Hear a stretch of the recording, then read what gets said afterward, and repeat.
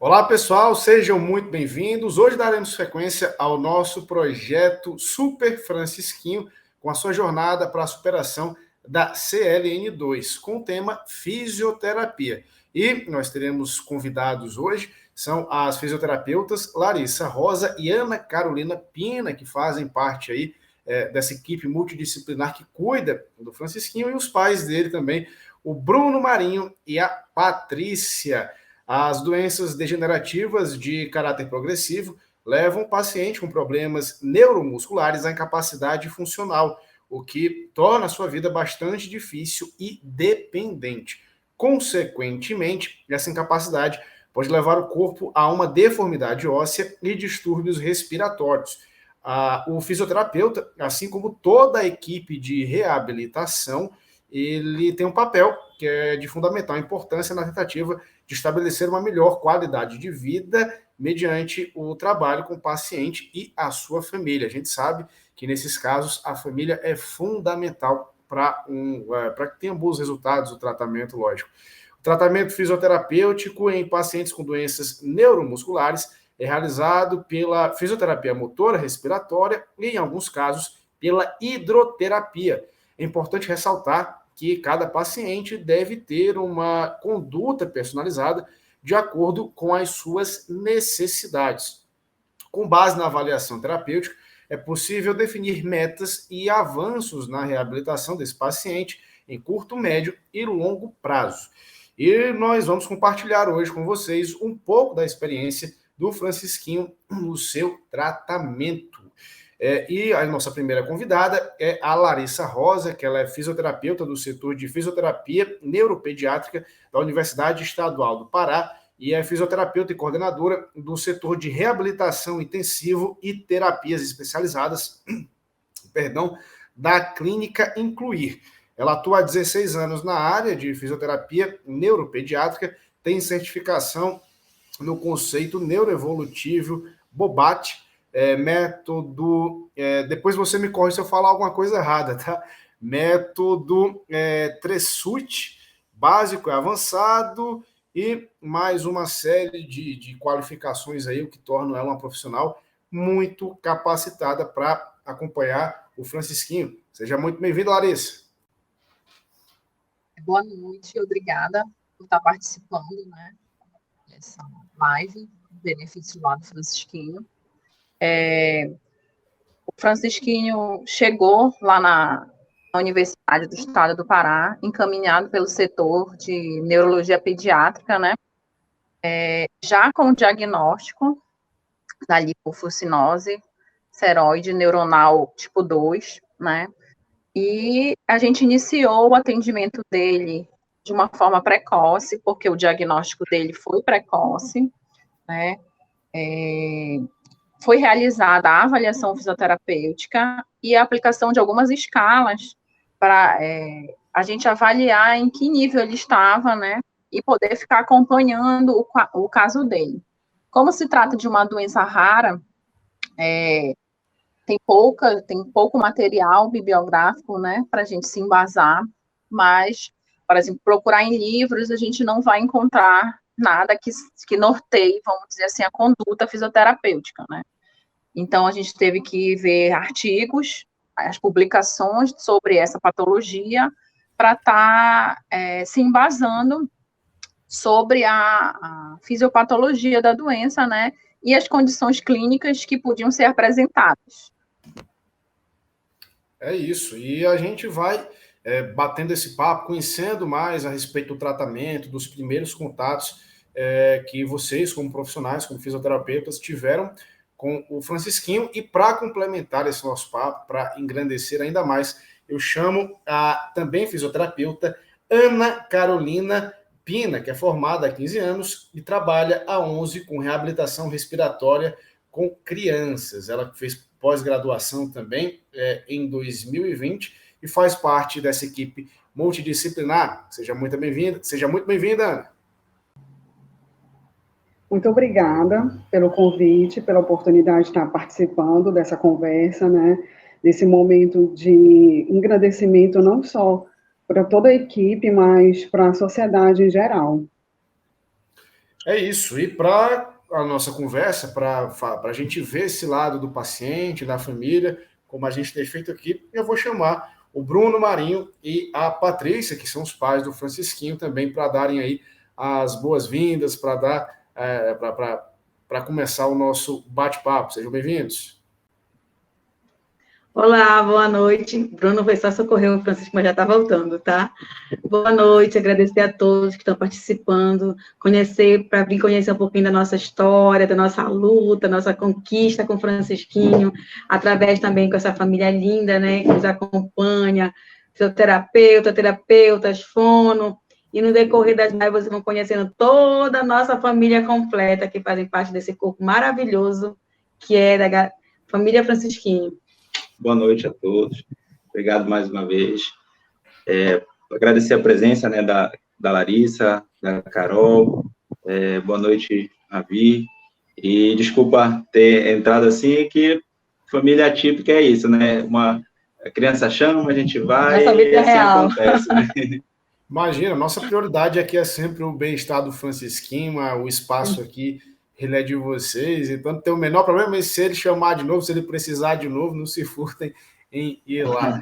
Agora, a doutora Larissa falou um pouco a respeito desse primeiro contato, eu queria ouvir isso também a respeito da doutora Carol, como é que foi o primeiro contato dela com o Francisquinho, né? Como é que ela chegou até o Francisquinho, como foi que começou essa participação dela nessa equipe multidisciplinar que cuida dele? Então, meu primeiro contato foi no segundo semestre, né, de 2020. O Francisquinho já estava convalescente de uma pneumonia. E foi a pedido da Larissa, que é uma grande, além de ser colega de trabalho, é uma grande amiga. E ela veio com essa questão, né, bem incisiva dele, dessa necessidade que estava se apresentando nesse momento. Então, pela minha experiência já em cardiorrespiratória com crianças neuropatas e pela essa questão de estar com essa modalidade de RTA, que vem a casar com as manobras, os manuseios de uma fisioterapia respiratória convencional, ela pediu para que eu o atendesse. Então, no primeiro momento, quando eu conheci o Francisquinho, não foi numa fase que ele estava ele já tinha ganhos de um pós-declínio, digamos assim. Porque a Larissa já está há muito tempo com ele, né, e ela vai falar sobre isso. Então, quando eu peguei, o Francisquinho estava com controle de tronco, ele ainda tinha controle de tronco, ele tinha controle cervical, mas na minha avaliação respiratória, o que estava acontecendo? Existiam compensações musculares, né, e posturais que estavam fazendo com que a carga respiratória, né, fosse afetada. Então, foi aí que eu entrei com o método, né, de RTA, que proporcionou ao Francisquinho uma melhor qualidade de vida, uma melhor possibilidade de respirar, porque essa fisioterapia respiratória mais especializada, ela proporciona isso, né? Tirar as cargas, melhorar a questão do um respirar mais confortável e fisiológico, né? Sempre buscando o fisiológico, buscando que não haja suportes respiratórios, suportes, no caso, mecânicos, né? Estou falando de ventilação artificial, mas que o próprio paciente possa ter uma qualidade de respirar, de ter essa condição fisiologicamente. Então, meu primeiro contato foi nesse período que ele estava em convalescência de uma pneumonia e ele precisava desse suporte para que ele fosse melhor recuperado. É isso. Doutora Larissa, eu vou lhe chamar para o nosso papo aqui também, para a gente falar um pouco a respeito desse princípio, né? A doutora Carol falou um pouco para a gente do quadro de saúde dele, né? Quando ela começou a fazer parte dessa equipe multidisciplinar de tratamento. E qual foi o quadro que você encontrou quando chegou lá? Eu comecei a atender ele bem no início, né? Ele já tinha apresentado alguns episódios de convulsão e estava com uma perda do equilíbrio e da coordenação motora grossa. Mas ele andava, corria, passava obstáculos, subia e descia a escada. Então era uma fase bem inicial ainda, que era difícil até a gente vê ele, e quando ia pesquisar na literatura sobre as manifestações clínicas, a gente ficava assim, mas ele não está assim, e ficava assim muito difícil visualizar nele aquelas manifestações clínicas, né? Então, o que a gente via na literatura era o que ia acontecer com a progressão da doença, não era o que ele apresentava naquele momento, né? E nos relatos presentes nos artigos disponíveis, era já sempre de crianças muito acometidas, que já estavam num grau de progressão da doença mais avançado, né? E era diferente daquilo que o Francisquinho apresentava naquele momento. Então, a gente iniciou com uma avaliação, utilizando uma escala de ataxia, porque era o que ele apresentava naquele primeiro momento, né? O início dessas manifestações com o quadro de ataxia, e a gente foi pautando as condutas terapêuticas baseadas nas manifestações clínicas que ele apresentava naquele momento, né? E aí, foi dessa forma que a gente iniciou um trabalho, já pautando num gerenciamento das capacidades físicas dele, né, de manter a função dele o maior tempo possível, e as capacidades físicas, né, força, equilíbrio, um condicionamento cardiovascular, e a condição respiratória íntegra, né. E foi baseado nisso que a gente iniciou o trabalho com ele.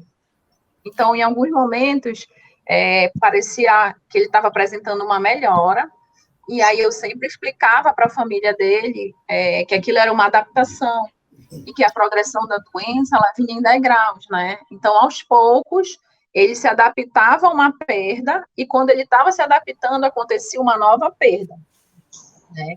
E aí, no início, foi muito difícil ter essa conduta junto aos pais e junto a ele, porque era muito difícil enxergar na condição que ele estava o que ia acontecer, né? Então, às vezes, era muito triste eu ter que falar assim, ó, não é que ele esteja melhorando, vai acontecer isso, só que a gente está prevenindo, a gente vai retardar o máximo que conseguir, né? E para isso a gente utilizava recursos. Tudo que era necessário, eu sempre mencionava para eles, apontava, né?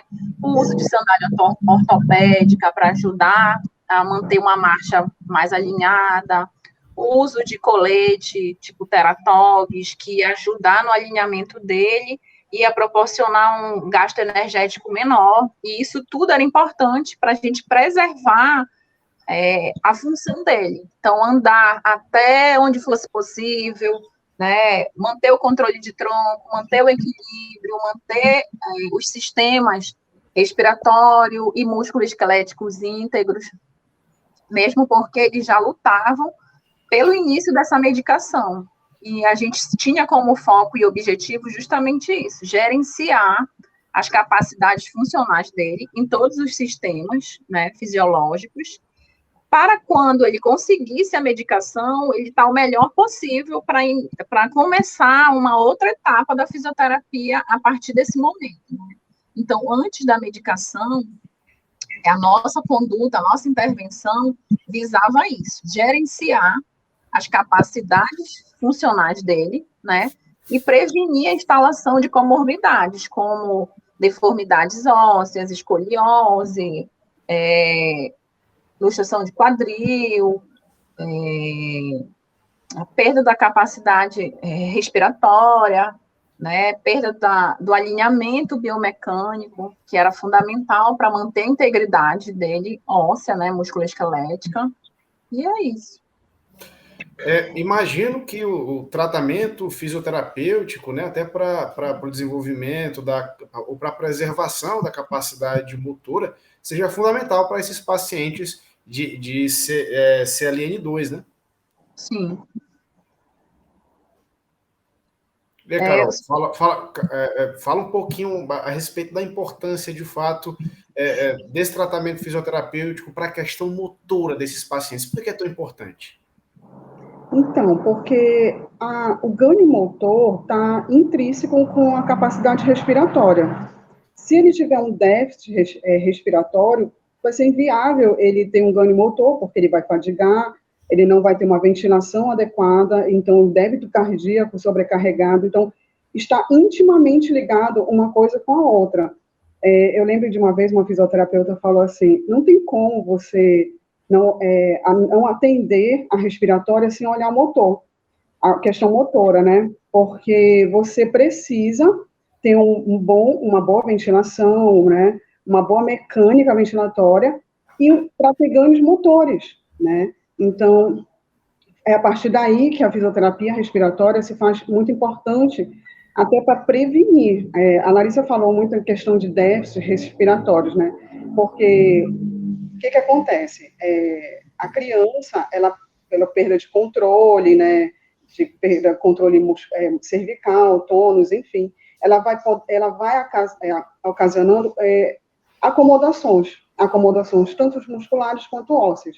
Então, toda a cadeia que é necessário para que haja uma boa respiração, porque o ato de respirar, ele não é só que o ar entre e faça toda a difusão no pulmão. Ele precisa de uma boa força muscular, de músculos acessórios, de um arcabouço ósseo íntegro. Então, se uma criança tem deformidades fixadas, vamos pensar numa escoliose, ela não vai fazer com que um tronco tenha uma mobilidade. Então, se tem perda de mobilidade, vai ter perda de expansibilidade. Então, se vai ter perda de expansibilidade, você não vai ter uma ventilação completa. Então, quando ele for requerido para uma atividade intensiva, seja uma atividade que requer que ele tenha um esforço maior, ele não vai ser capaz de fazer porque ele não tem uma ventilação adequada. Então, é aí que entra o papel da fisioterapia. Capacitar todo esse mecanismo que é ventilatório, né? Esse corpo que respira, não é só o pulmão que respira, né? O RTA sempre fala sobre isso, que é um corpo que respira. Então, ele precisa capacitar esse corpo para uma ventilação adequada, para que os desejos sejam alcançáveis. O desejo de brincar, o desejo de uma aquisição motora, o desejo de um sono melhor, porque a respiração também inadequada não proporciona um sono adequado, né? É um sono... quando a criança tem uma respiração adequada, é um sono mais lento ou até sem um sono profundo. E também aquisições de deglutição, de orais. Então, a respiração, ela está inserida em todo o aspecto do paciente. Bruno e Patrícia, chamando vocês aqui para a nossa conversa. Bruno e Patrícia, a gente lembra que são os pais aí do Francisquinho, o nosso grande protagonista, na verdade, aqui, né? Que é ele. Eu queria que vocês dissessem para a gente quais foram os primeiros sinais de benesse, de evolução que vocês viram após o início desse tratamento de fisioterapia. Aí, pode seguir, vai. Bom, com o início da fisioterapia, assim como a Larissa falou, essa mulher ela me fez chorar algumas vezes, sabe? O que a gente lia, né, sobre a doença não era de acordo com o que a gente via nele, né? Então, como ela falou, em vários momentos a gente achava que ele estava melhorando, que ele ia conseguir preservar, e paralelo a isso, a gente sempre achava que a gente já ia conseguir a medicação, né? A gente nunca achou que o Francisco ia piorar tanto, que a medicação ia demorar tanto, né? Esse é um ponto que levou em consideração toda a conduta da fisioterapia, né? A gente sempre achou que a medicação já iria chegar e, infelizmente, ela demorou muito mais do que a gente pensou, né? Do que o Francisco poderia esperar. Então, quando a gente achava que ele estava tendo alguma melhora, né? Mas a Larissa, ela sempre chamava a gente para a situação real que estava acontecendo, né? E do que já poderia acontecer com ele, né? Então, ela alertou a gente em vários momentos, todos os momentos de piora dele, ela sempre nunca escondeu da gente, nem poderia, né? Ela sempre foi extremamente profissional, né? Extremamente demais. profissional. E, atrelado a isso, ela tentava falar de uma forma branda, mas não tinha como, Sincera. porque o que iria acontecer com ele era muito difícil, não tinha como fantasiar o que ia acontecer com ele, né? Então,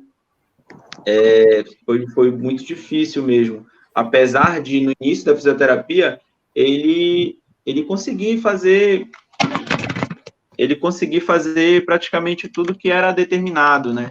Tudo que era preciso ele fazer, os exercícios, as atividades, ele conseguia fazer. E ele conseguia acompanhar, né? Razoavelmente, pelo menos.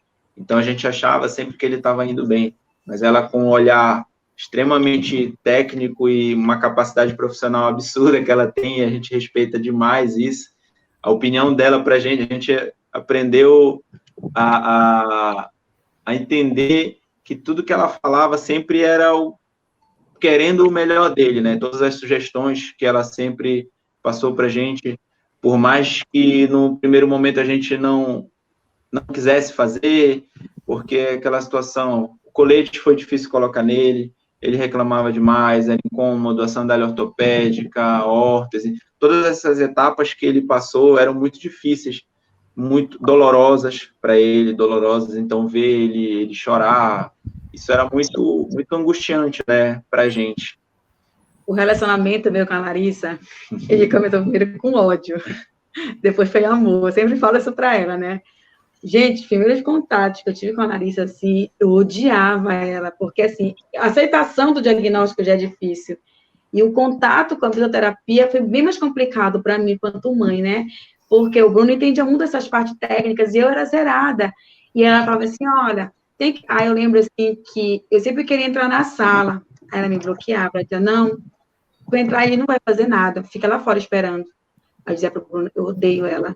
Ela acha que a gente adora ela, eu odeio ela. Aí o Bruno dizia pra mim, ei, é pro bem dele. E aí, quando a gente entrava, eu queria, assim, que ela me falasse, assim, coisas maravilhosas, assim, que, tipo, ele tá Que ganhando, ele ele tá bem. Ela dizia, olha, ele piorou isso, isso, isso.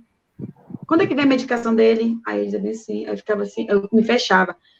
Então, assim, eu passei a entender, eu passei a respeitar a Larissa, que era a forma dela, assim, de querer o melhor para ele, e ela foi sempre, assim, muito sincera. A Larissa, ela foi, assim, primordial na nossa vida, porque a Larissa, ela somou com a gente no sentido de estudar a doença. A Larissa, ela foi uma desbravadora junto com a gente da doença, né, quanto fisioterapeuta, assim, ela foi, assim, foi incrível. A Larissa, ela é a tia do Francisco, de fato mesmo, sabe? Aquela pessoa que somou, desbravou com a gente cada detalhe. E a gente chegou a um certo ponto, assim, que a doença avançou, a gente já começava a alinhar algo assim, a gente já começava mais a discutir sobre a doença do que já o que fazer com o Francisco, era mais sobre a doença, porque já, sem a medicação, já foi muito difícil às vezes trabalhar. E eu passei a entender, eu passei a respeitar mais ainda, não só quanto a Larissa, mas quanto a fisioterapia. Doutora Larissa, agora passa um pouco da sua visão, né, do outro lado dessa relação. Como é que foi esse processo e a importância também de você ser, como profissional, como uma das terapeutas do Francisquinho, de ser sincera, né, nesse processo de mandar a realidade de fato para a família. Foi assim um período muito difícil, porque tratar de pacientes com doença neurodegenerativa tem esse lado emocional muito pesado, né? De que o olhar da físio, da reabilitação em si, para algumas patologias, né? No caso aqui, a do Francisquinho, ela ainda tem essa medicação que auxilia no tratamento, que freia o avanço da doença, que promove uma melhora das funções motoras novamente, não só motoras, né? Da capacidade dele funcional mesmo. Só que tem outras que não era assim. E apesar deles estarem lutando, eu ficava com medo, assim, se eles não conseguirem essa medicação, né? Eles precisam ter noção do que é que vai acontecer. Porque, às vezes, os pais, eles não têm, assim, é um período de luto, né? Você saber do diagnóstico e depois tentar entender a doença. Então, passa um período até a pessoa aceitar. Só que esse período, ele é muito importante, porque a doença avança rápido e a gente não pode ficar, se eu ficar dizendo, olha, ele melhorou, e aí passava 3 meses e ele parou de andar. Ou passava 1 mês e ele estava andando com mais dificuldade. Eu disse, mas ela me disse que melhorou, né? Então, eu ficava assim, o que eu faço? Eu sei que vai ser horrível, que eles vão sofrer, mas eu preciso falar a verdade, porque eles precisavam entender que era uma coisa grave e que era rápido, e que a gente tinha que ter muitos cuidados para preservar o máximo possível a condição, a qualidade de vida do Francisco até a medicação chegar. Então, eu pontuava muito isso com eles, né? Muitas vezes eu chorei junto com o Bruno, tentando explicar para ele o que acontecia, porque eu também sou mãe, né? E eu entendia que era muito difícil, mas eu também sabia que eu precisava falar para eles a verdade, né? No sentido de alertá-los, olha, ele não está melhorando, vai acontecer tal coisa, mas a gente tem que fazer isso, a gente precisa fazer dessa forma para prevenir que aconteça coisas piores. E aí, quando chegar a medicação, sim, a gente vai começar a olhar uma outra perspectiva. Por enquanto, o que a gente tem que fazer é isso, né? E era muito difícil, era muito complicado. Eu tentava dar o apoio, mas também eu não podia desejar falar para ele falsas expectativas, criar neles falsas expectativas, né? Eu sempre tive esse cuidado de não criar neles falsa expectativa.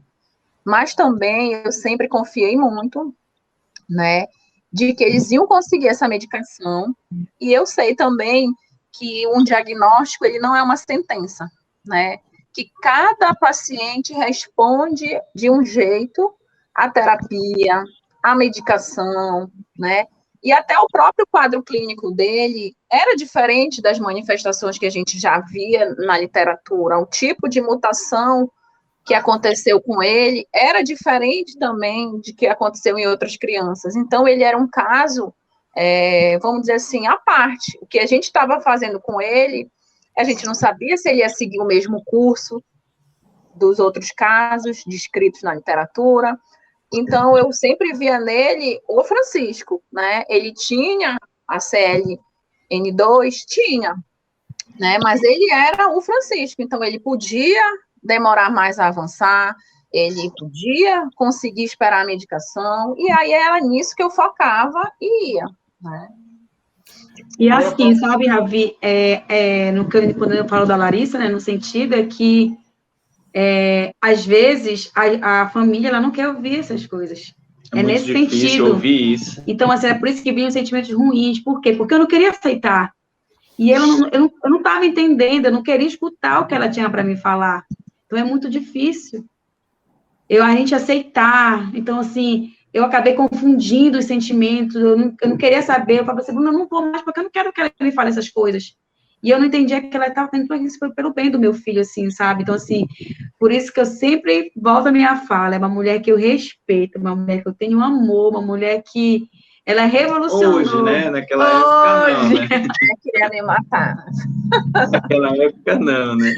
Larissa, gente, nossa, tenho palavras. Aquela mulher que eu entrego o meu filho assim, a Larissa disse bem assim, olha, eu lembro assim, quando eu chegava lá na terapia com ela, toda arrumadinha, ela dizia bem assim, olha, amanhã eu trazer mais de croque, viu? Não pode croque. Eu olhava pro Bruno assim. Só que eu não sabia. Porque lá na frente ela não estava querendo que ele perdesse algo, né? Tivesse certas perdas.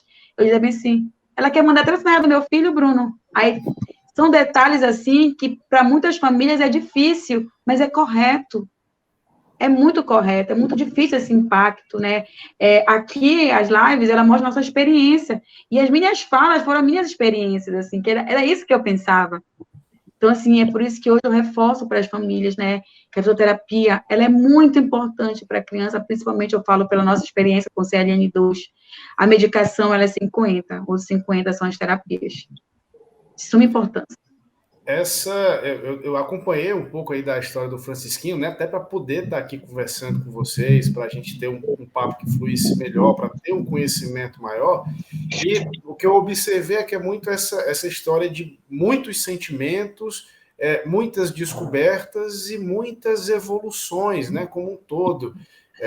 Nas relações, na equipe multidisciplinar, nas relações com os profissionais, na forma de lidar com a condição do Francisquinho. Então, eu acho que é uma jornada, lógico que é uma jornada difícil, a gente sabe, mas muito engrandecedora para todas as pessoas que estão envolvidas, né? E a gente espera que essas informações, elas também possam ser engrandecedoras e que possam ajudar outras pessoas, que na verdade é o grande papel que a gente tem aqui, de disseminar a informação, de ajudar o Francisquinho, mas de ajudar também as outras pessoas que passem ou por uma doença semelhante ou outras doenças aí que sejam raras, que tenham esse tratamento mais complexo. Agora, para chamar a doutora Carol para o nosso bate-papo, eu queria que ela detalhasse para a gente, e aí a doutora Larissa também fica à vontade para entrar no papo, para começar com a doutora Carol, que faz um tempo que ela não fala com a gente, como é que é feita essa fisioterapia respiratória e motora num paciente com essa condição do Francisquinho? Então, a fisioterapia respiratória, né, ela, primeiro, os objetivos dela, né, que além da questão de mobilização, de secreção, melhorar a ventilação, essa, em caso do reequilíbrio tóraco-abdominal, são feitos através de manuseios. Então, se você procurar sobre o reequilíbrio tóraco-abdominal, você vai ver que é chamado de fisioterapia gentil, porque não são os manuseios convencionais da fisioterapia respiratória, que, lógico, em alguns casos, são de extrema e suma necessidade, né? Principalmente em âmbitos hospitalares, enfim. Mas ele visualiza que, através dos toques suaves e intencionais, você consegue fazer com que haja alongamentos e reposicionamentos musculares, um melhor posturamento do tórax e até a questão da musculatura abdominal, lombar, porque o diafragma, que é o grande músculo da respiração, que é o principal músculo da respiração, ele está inserido não só em costelas, né? Ele está inserido também em lombar. Então, os manuseios, ele é feito em todo o tronco do paciente. Então, não se limita apenas em tórax. Normalmente, a fisioterapia respiratória, ela fica mais em tórax, né? Não, o reequilíbrio tóraco-abdominal, ele visualiza desde cervical, cintura escapular, tórax, abdômen, principalmente, né? Porque ele é um músculo, digamos, ele é um fator principal para uma boa expectoração, né? Para uma boa tosse. Então, você tem que ter força abdominal. Então, alguns manuseios são feitos em infraabdominal, muitos de infraabdominal, oblíquos e reto-abdominais, para que haja, né, uma intencionalidade de expectoração e expiração mais eficaz, né? Por quê? Porque um paciente acamado, ele acaba que não tem, como eu já expliquei anteriormente, né, essa mobilidade torácica adequada, porque ele fica no plano. Por mais que você vire de decúbito, ele acaba ficando com uma baixa de mobilidade. Então, o equilíbrio, ele é assim, ele com várias mudanças de decúbito, e nessas mudanças de decúbito, eu vou fazendo os manuseios de acordo com os objetivos que eu estou me propondo, entendeu? Bruno e Patrícia, depois que começou a medicação do Francisquinho, como é que foi a fisioterapia? Mudou um pouco? Como é que ficou? Eu não posso esquecer também aqui, Ravi, de falar, né, a importância da fisioterapia respiratória do RTA. Carol, tia Carol Pina, maravilhosa. Gente, é uma terapia tão maravilhosa. Francisco, que ele relaxa, ele dorme. Queria que fosse em mim, mas enfim. Carol, é maravilhosa, gente, na vida do Francisco, assim, que eu não tenho explicação, aquela pessoa que se doa mesmo para o meu filho. Assim, como você perguntou já após a medicação, né? Após o início do tratamento. Depois, acho que a Larissa pode falar um pouco, ela fez a última avaliação dele antes do início da medicação, que foi cerca entre 2 e 1 semana antes do início da medicação, que já estava marcada, né, a primeira infusão, e aí a gente pediu para que ela avaliasse, fizesse a última avaliação dele antes desse início, né? E aí depois, 7 dias, exatamente 1 semana depois da primeira infusão, a gente levou o Francisco com ela para ele fazer a reavaliação, né? E ela ainda estava com aquela imagem antes da infusão. Acho que 3 ou 4 dias após a infusão, ele conseguiu sentar, né? Mas aí a gente colocou, eu estava brincando com ele em casa, né? E a gente coloquei ele sentado, né, na minha frente, brincando com ele. E aí eu comecei a deixar ele sozinho. Ele já foi conseguindo sentar sozinho, já foi conseguindo já ter uma melhora de força, de tronco, né? E aí a gente ia filmando, né? Mandando para ela, mandando para toda a equipe que já acompanhava ele, né? E todo mundo assim, se enchendo de esperança, né? De já meter a mão na massa mesmo e ver que ele estava respondendo muito positivamente ao tratamento, né? E aí a gente teve a primeira reavaliação com a Larissa, e aquele vídeo que a gente já usou bastante nas redes sociais dele, que ele consegue, ela coloca ele numa posição deitado, né, e coloca um obstáculo para ele, e ele senta sozinho, e é incrível, eu não consigo esquecer do semblante dela, né, de emoção, e ali vendo que a gente realmente agora podia olhar para frente, né, que a gente podia pensar em melhora, que a gente podia pensar em reabilitar ele, em recuperar e realmente progredir, né? Pela primeira vez, a gente podia começar a pensar em progressão, por mais debilitado que ele tivesse naquele momento, né? E como eu já falei em outras conversas com outros profissionais, o momento da primeira infusão do Francisco é como se fosse, para a gente, é o renascimento dele. É como se ele tivesse nascido de novo mesmo. Ele se tornou uma outra criança. Ele voltou a ter, somente a parte cognitiva dele, ele voltou a ficar mais feliz, a ver que ele conseguia voltar a brincar, ele voltou a começar a falar palavras que ele já não conseguia mais. Então, fez muito, apesar dele ser uma criança muito, muito nova, mas fez bem para a autoestima dele, ele se sentiu melhor, né? Ele se sentiu melhor e ele começou a ir empolgado para as terapias, né? E isso fez muito bem para ele, para a gente, nem tem nem como mensurar, e também fez bem para a equipe, porque abriu um leque de opções para poder realmente trabalhar e começar a pensar em progressão com o Francisco, porque isso até então não era possível, né? Doutora Larissa, e a sua visão a respeito desse processo, né, pré e pós início da medicação? Realmente foi, assim, muito impressionante e impactante. A gente sabia que a medicação ia proporcionar, né, uma estagnação do avanço da doença e uma recuperação de algumas habilidades nele, né? Mas a gente não sabia como seria, em que intensidade isso seria, e foi impressionante como aconteceu nessa primeira aplicação já um aparecimento, assim, um retorno, na verdade, um retorno de algumas funções que ele já não conseguia mais, né?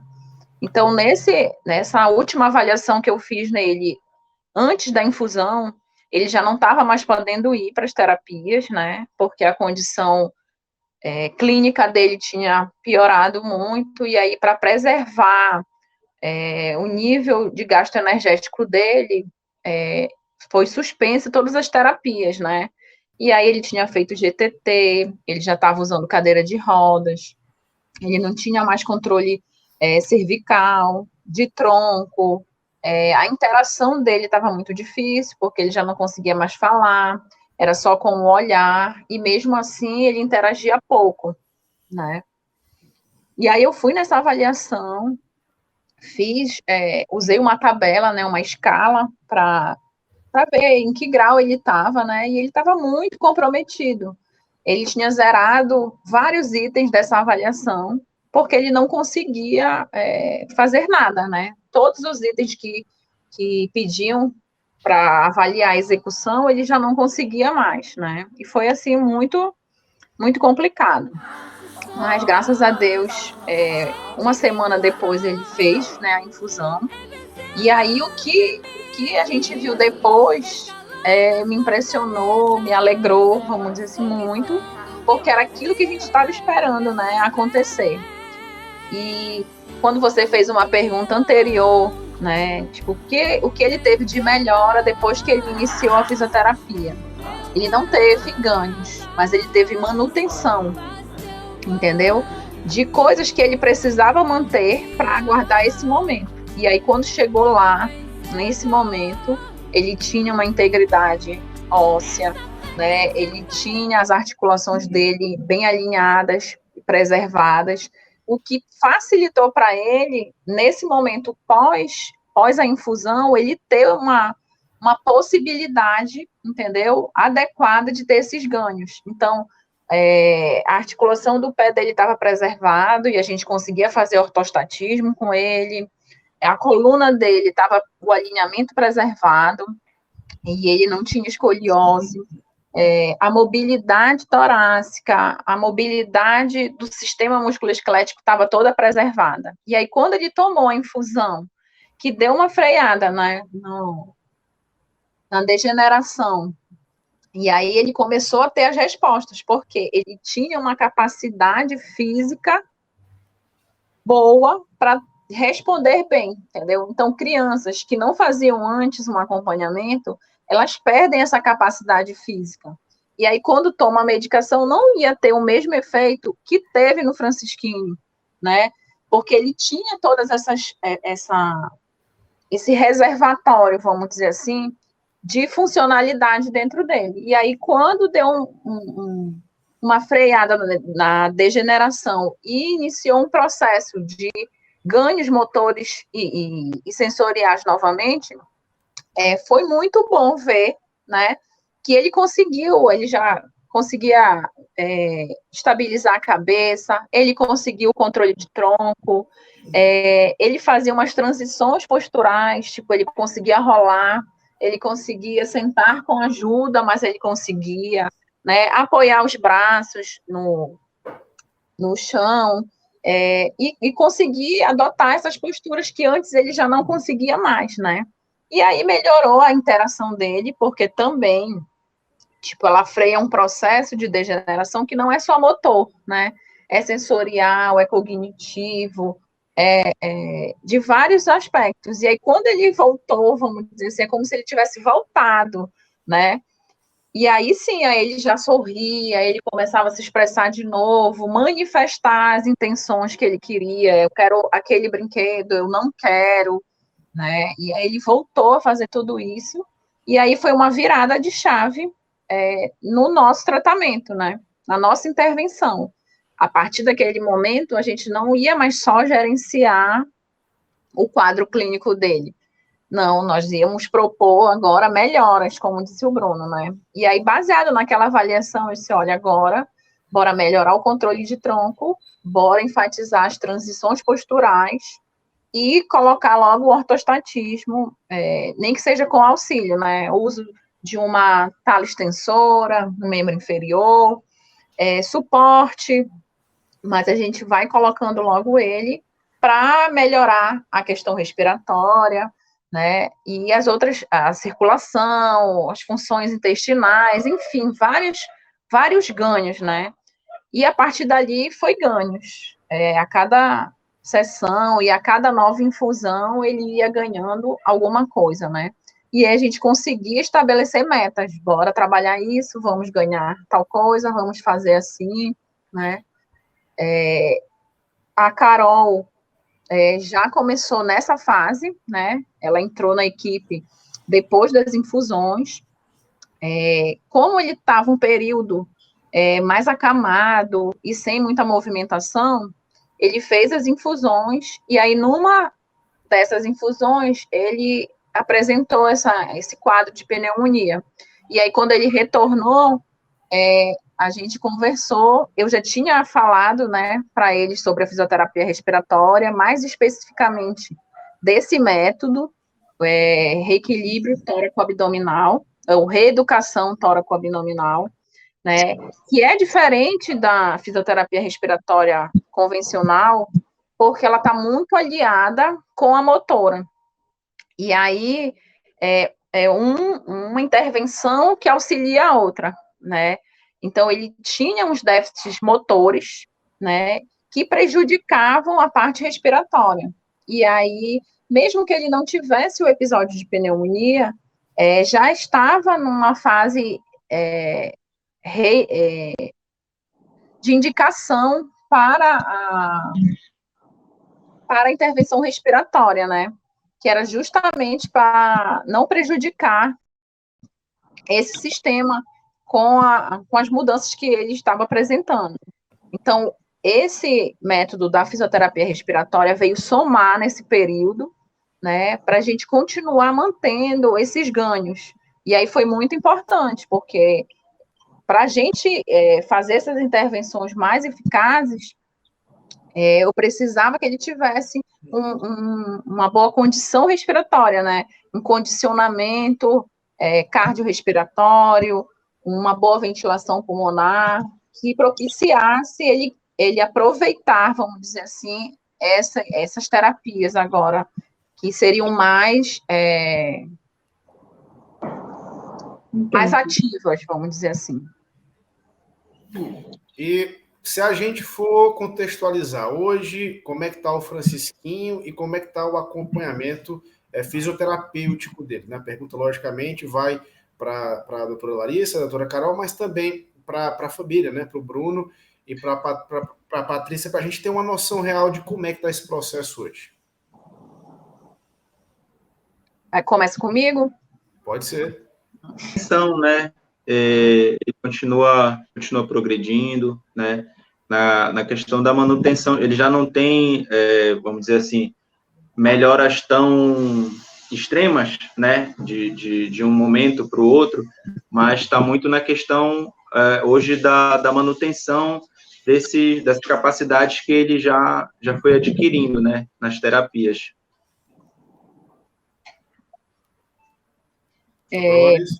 Ele continua a fazer, né, a fisioterapia motora comigo, mas ele também faz outras terapias multidisciplinares, né, e também faz o acompanhamento regular com a Carol, utilizando lá o método do reequilíbrio tóraco-abdominal.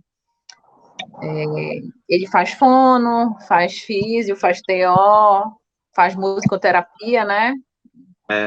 E assim, o atendimento que a Carol faz com ele, hoje é fundamental para dar suporte para todos esses outros profissionais atuarem, porque, infelizmente, de vez em quando ele tem os quadros de pneumonia, né? A gente hoje está num momento muito complicado, né, de muitas viroses, de Covid, e ele já teve alguns episódios de pneumonia, e hoje a tia Carol, ela é fundamental para dar esse suporte para que o Francisco continuar ganhando, né, para trabalhar essa parte respiratória dele e para dar suporte para que todos os outros profissionais continuem dando o seu melhor e atendendo o Francisco, para que a gente continue podendo olhar para frente, né? Então, como eu estava falando anteriormente, né, e o Bruno acabou de falar também da questão da pneumonia. Como eu falei na introdução, eu peguei o Francisco nessa fase aí, que ele já estava fazendo as infusões, então ele já estava tendo ganhos motores, e ele precisava exatamente isso, desse incremento respiratório para que os ganhos motores não tivessem declínios, né? sempre em ganhos, ganhos, ganhos, ganhos. Então, quando eu conheci, eu peguei nessa fase. E, como qualquer criança, né, independente do acometimento do Francisco, ele é uma criança, então ele está suscetível a pegar viroses, e a gente está vivendo um momento muito delicado, né, de variantes, de vários vírus gripais, de via aérea superior, de via aérea inferior. Infelizmente, ele está suscetível porque ele entra em contato com muitas pessoas, porque ele faz terapias, né, ele faz terapias externas, ele entra em contato com outras crianças. Então, é muito comum isso acontecer. Então, o papel da fisioterapia respiratória é capacitar esse sistema a ter sua defesa natural, que nos foi dada, que é a tosse, né? Então, para que essa tosse tenha suas fases preservadas, né, que existem capacidades pulmonares que propiciam que a tosse seja eficiente e eficaz, e não apenas um reflexo de tosse, que é muito diferente. Então, é aí que entra a fisioterapia respiratória, né? Proporcionar que esse corpo seja capaz de manifestar, no caso, essa reação de proteção, que é a tosse. E no caso dele, quando ele vem de uma convalescência, é proporcionar essa expansão, essa mobilização de secreção, entendeu? Para que ele faça a sua expectoração. Então, é aí que entra a respiratória, né? Para que, no caso, essa plena recuperação, porque quando é a fase hospitalar, ele está lá clinicamente estabilizado, mas a fase hospitalar, a recuperação não termina quando ele recebe a alta, né? A recuperação permanece no período domiciliar. Então, é de suma importância esse acompanhamento, não só meu, mas ele também tem outros acompanhamentos de fisioterapia respiratória, porque é necessário, como já foi exposto, né, a doença ela é muito agressiva. E pela questão da agressividade, né, ele tem que ter esse tipo de acompanhamento bem incisivo, no caso. Bom, a gente vai se encaminhando para o encerramento do nosso papo, mas antes, eu quero primeiro agradecer a presença de todos. Daqui a pouquinho eu vou chamar para cada qual fazer as suas considerações finais. Mas antes de a gente encerrar o nosso debate, eu quero lembrar da importância de todo mundo preencher a consulta pública número 72, que trata da lipofucinose seroide neuronal tipo 2, que a gente está debatendo, e a gente vai demonstrar agora como é que faz. O link vai estar disponível aí nesse QR Code na tela de vocês e também na descrição do evento, né? Vocês podem clicar no link ou então posicionar o celular e já acessar. Vai aparecer essa tela aqui para vocês. Para participar, vocês têm que estar logados aqui, tá certo? No golf.com.br. Então, já faz logo o seu login para poder participar, tá certo?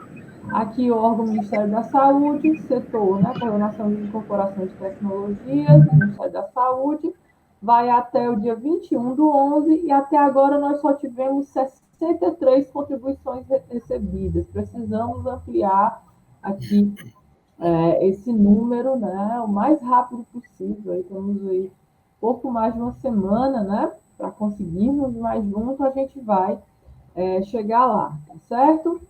Então, aqui... Oi? Não, sim. Aí, é importante que antes de fazer a sua contribuição, né, você conheça esse relatório do protocolo de diretrizes clínicas e terapêuticas que o Bruno acabou de citar. Você clicando nesse link, vai aparecer para você esse documento aqui, tá certo?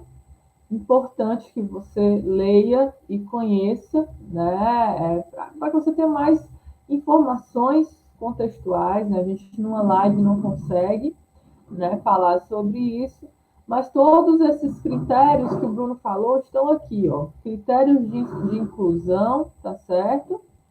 Aqui está a parte motora que ele falou, né, ó, a soma das pontuações de domínio motor e de linguagem na escala CLM2, né, precisam ser maior ou iguais que 3, né? E aqui também os critérios de exclusão. Então, importante, né? Esses são os pontos mais sensíveis aí dessa consulta e que a gente precisa estar junto para que, de fato, né, seja uma política de inclusão, aí que essas 18 crianças, 18 famílias tenham acesso, e outras mais que porventura venham, né, a ter aí esse diagnóstico, ok? Então, para registrar a sua opinião, você coloca a sua data de nascimento, região, estado, município, como deseja contribuir, se como uma OSC, como um paciente, como familiar, profissional de saúde, interessado no tema, né? Empresa fabricante de tecnologia. Aqui, só se for como pessoa jurídica, você vai colocar o seu CNPJ e a razão social, se não, deixa em branco, coloca aqui, né, o sexo biológico, autodeclaração de cor e etnia, como ficou sabendo dessa consulta pública, se foi através dessa live, né, você vai colocar aqui através de redes sociais, tá certo? O que você achou dessa proposta apresentada pela Conitec, né? Você vai colocar a sua opinião, né? E colocar aqui qual é o item que você gostaria de alterar ou incluir, né? De acordo com tudo que a gente conversou aqui e também da sua leitura desse protocolo, tá certo? Aqui você coloca algum outro comentário nesse aspecto, tá certo? Se for o caso, né, de enviar alguma documentação que você queira anexar, principalmente se for uma família de paciente e tem alguma informação relevante para contribuir, envia, né? Terminou, envia o formulário e em alguns cliques, muito rápido. Eu já vou agradecendo mais uma vez aos nossos convidados, é um processo muito interessante, a gente vai conversando, vai aprendendo, vai vendo um pouco das experiências. Eu quero pedir também para que vocês...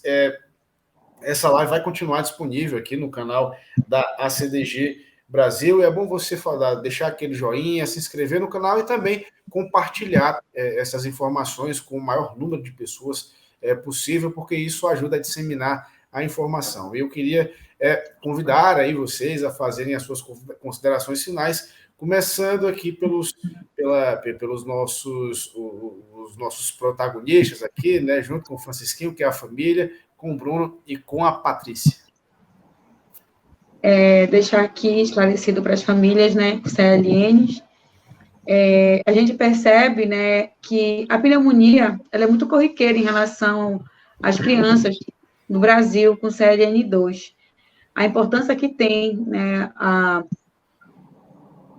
fisioterapia respiratória, o RTA da Carol, gente, é uma maravilha.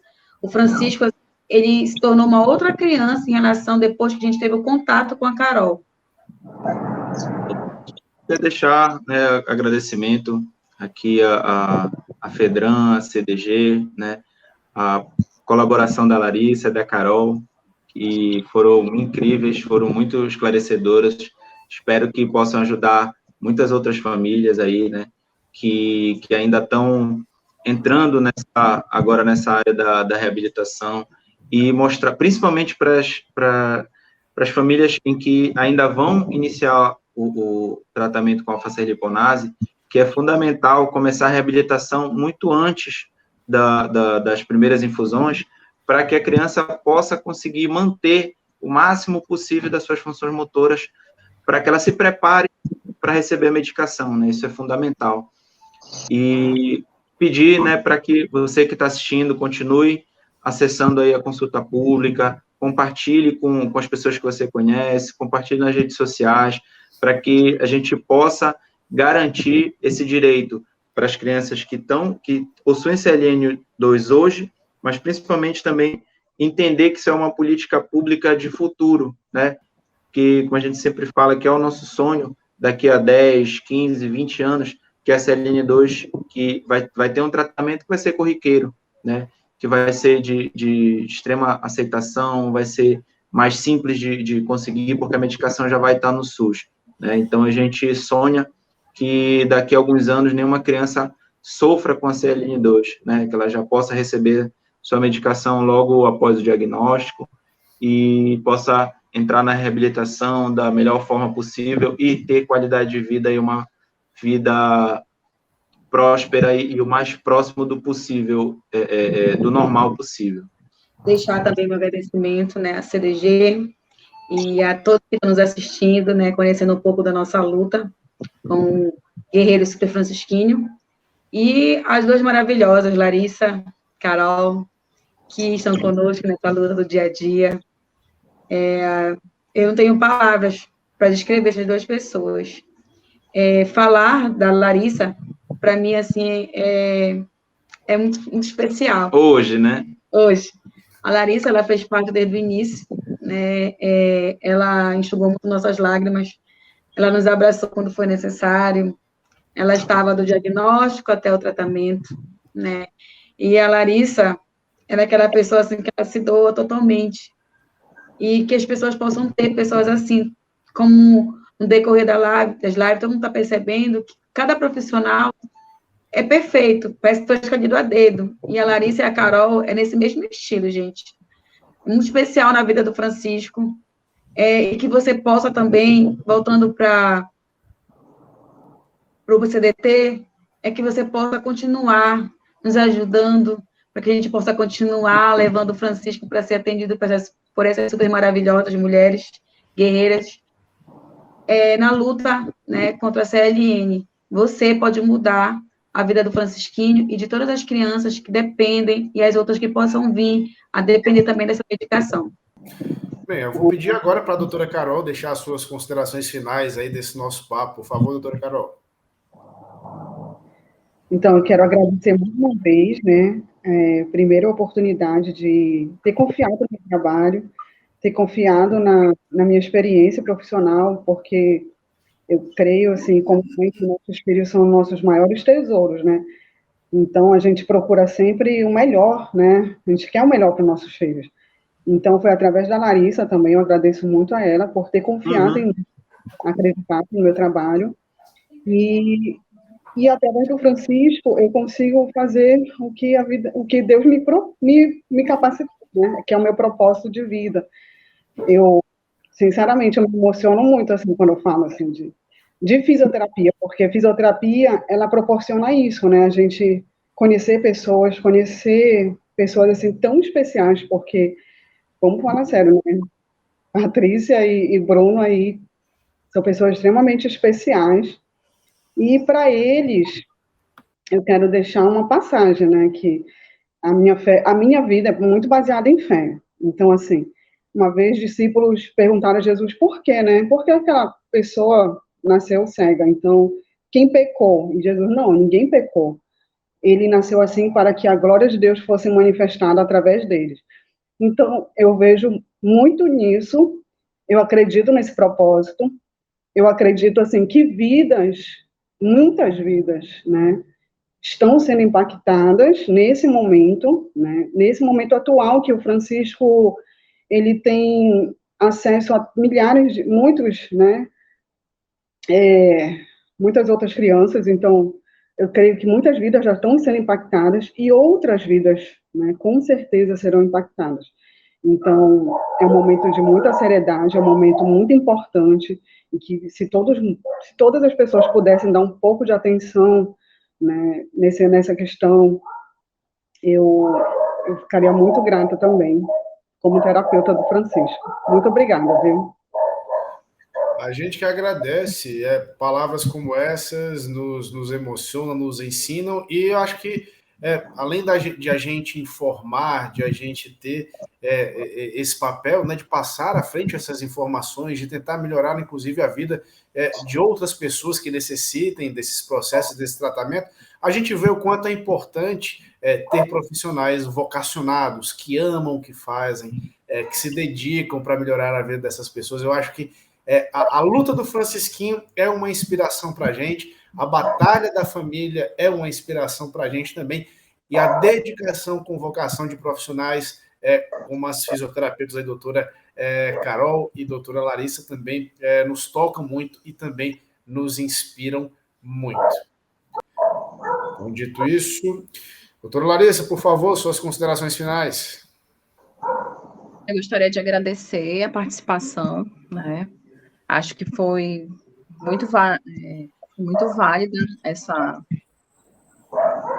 proposta que o Bruno e a Joline trouxeram, né? E convidar para participar mais uma vez, né?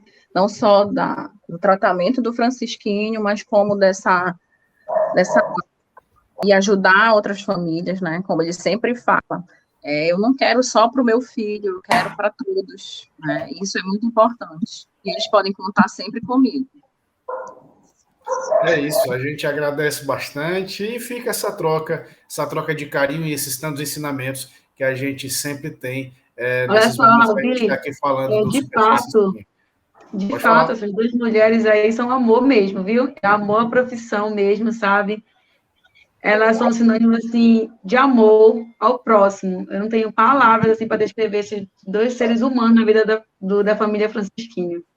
Elas se dedicam, assim, ao extremo, sabe? Elas, no sentido de estudar cada paciente da melhor forma que elas podem ajudar, elas se entregam, se identificam com cada caso, e elas têm toda a nossa admiração, né? Todo o nosso carinho, todo o nosso respeito, e a gente tem amor por vocês hoje. Muito obrigado por vocês fazerem parte da vida do Francisco e fazerem parte dessa caminhada com a gente.